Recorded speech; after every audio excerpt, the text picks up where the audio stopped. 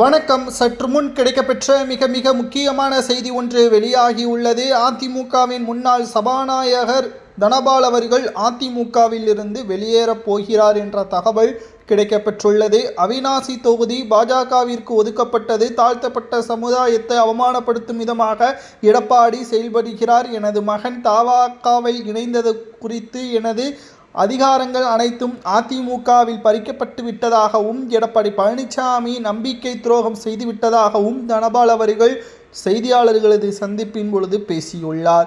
இந்த முடிவிற்கு காரணம் என்ன, தனபால் அவர்கள் வேறு கட்சியில் இணையப் போகிறாரா என்பதை பற்றி இந்த வீடியோவில் முழுமையாக தெளிவாக நாம் பார்க்க போகிறோம். தனபால் அவர்களது வாழ்க்கை என்பது மிகவும் கவனிக்கக்கூடியது. ஜெயலலிதா அவர்கள் சாதாரணமாக ஒருவரை உச்சத்திற்கு கொண்டு செல்ல மாட்டார், உச்சத்தில் இருப்பவரை கீழே கொண்டு வர மாட்டார். ஏனென்றால் ஜெயலலிதா அவர்களுக்கு நன்றாகவே தெரியும் அரசியலில் எப்படி இருந்தவர்கள் எப்படி மாறுவார்கள் என்பது ஜெயலலிதா அவர்களுக்கு நன்றாகவே தெரியும். அதனால்தான் தாழ்த்தப்பட்ட சமுதாயம் என்ற காரணத்தினால் தனபால் அவர்களது வீட்டிற்கோ அவருக்கு கொடுக்கக்கூடிய உணவிற்கோ யாருமே, ஏன் அதிமுகவின் அமைச்சர்களோ அல்லது திமுக சார்ந்த நிர்வாகிகளோ அவமானப்படுத்தக்கூடிய ஒரு நிகழ்வுகள் அப்பொழுது இருந்தது. அது உண்மைதான். இது ஜெயலலிதா அவர்களது காதிற்கு செல்ல அம்மா ஜெயலலிதா அவர்கள் எடுத்த முடிவுதான்.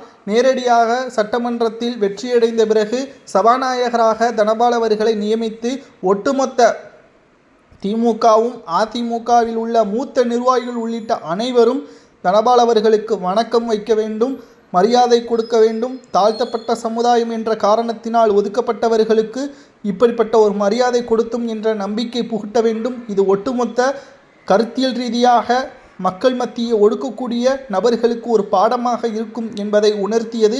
மறைந்த முதல்வர் செல்வி ஜெயலலிதா அவர்களுக்கு இணை யாருமே கிடையாது என்பதையும் பதிவு செய்துள்ளார். தற்பொழுது ஜெயலலிதா அவர்கள் இல்லாதது அதிமுக தோல்வியை நோக்கிதான் சென்று கொண்டிருக்கிறது என்றும் இந்த நிலைமைக்கு காரணம் எடப்பாடிதான் என்றும் எனக்கு கொடுக்கப்படாதது அதற்காக நான் பேசவில்லை. அந்த தொகுதி என்பது தாழ்த்தப்பட்ட சமுதாய மக்கள் அதிகமாக இருக்கக்கூடியது.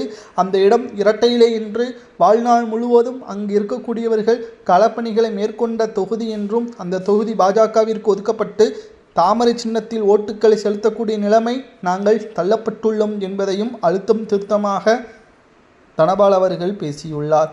மேலும் எடப்பாடி பழனிசாமியிடம் நாங்கள் பலமுறை கேட்டும் அதை ஒதுக்கப்படாத காரணத்தினால் தற்பொழுது கட்சியிலிருந்து வெளியேறவும் தயாராக முடிவுகளை எடுத்துள்ளோம் என்றும் சசிகலாவிற்கோ அல்லது விஜய் அவர்களுடனோ இணைவதற்கான வாய்ப்புகள் இருப்பதாக சமூக வலைதளங்களில் கூறப்படுகிறது. தனபால் அவர்கள் கட்சியிலிருந்து வெளியேறினால் எந்த கட்சியில் இணைய